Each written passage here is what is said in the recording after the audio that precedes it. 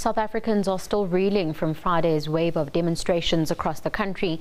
An estimated 60,000 people took to the streets, calling on the president to step down and in protest against corruption.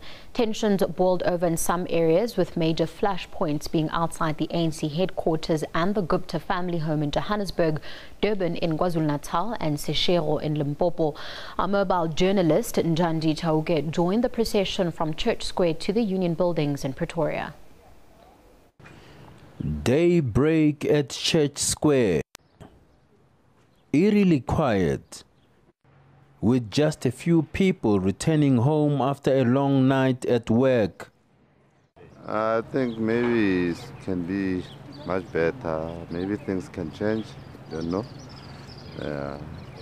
Let's hope. Let's hope things can change. They are the ones who elected him with Angene, but we are the ones who have to suffer at the end of the day with him and all their stuff. So what can I say? Like, me, I'm not part of it at the end of the day. April 7, a critical day on the calendar for Save SA campaigners. And after a week of organizing and shuffling paperwork, some supporters, adamant not to miss out, resorted to camping out at the square. I don't think the rain will distract us or will disturb us. I think it's a blessing for the rain to be here. I think it's a blessing so that the people can know that here are the people. God is blessing them for the message for them to be able to send a very clear message to Zuma to say these people have been here since Monday, which means they were able to resist. And then for them, victory is certain. The big day got off to a gloomy start, with wet weather threatening to dampen the mood.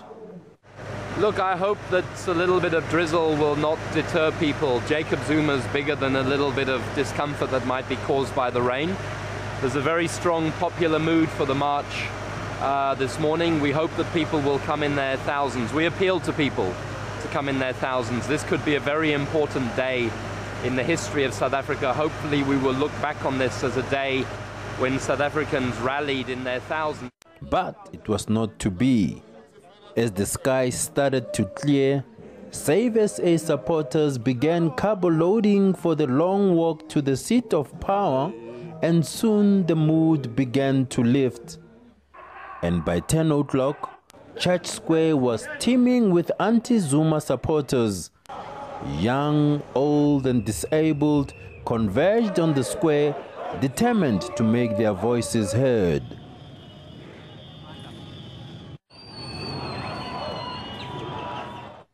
Excitement edged a notch higher with the arrival of a group of rubber-burning motorcyclists. Peace and the blood that was shed on all sides for the country of South Africa we love. For the change, for the change, for the change of the people and the country.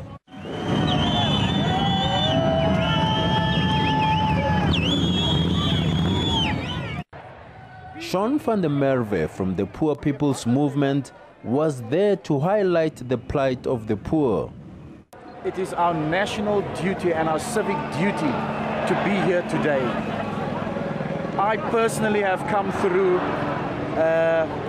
oppression and apartheid, and I find it totally despicable that I have to come here at this age again to come and fight against another oppressive regime. Others expressed concern for the future of their children and grandchildren.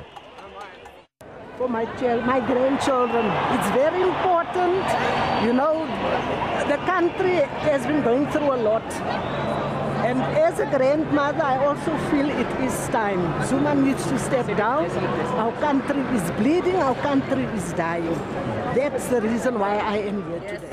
Our country needs us, all of us, all races, all colors, all social statuses, to stand up and say enough is enough. Forward to the Constitution, forward. The leader of COPE, Musiwa Lekota, kicked off proceedings. This country must not become one of the rogue states of the world.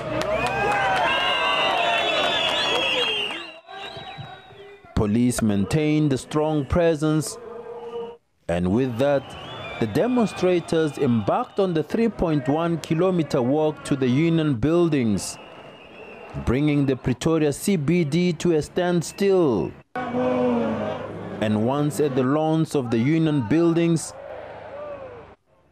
police left nothing to chance. Amid the barbed wire, Mandela statue loomed large. From the podium, more calls for the president to go. And we think that our movement, the ANC, the people's movement, the movement that made the most sacrifices to liberate this country, should actually listen attentively to the voices of each fallen cadres who are lying underneath, who fought for this dream that we saw today being re-established, being refocused, because at least it's quite clear our movement was defocused a bit.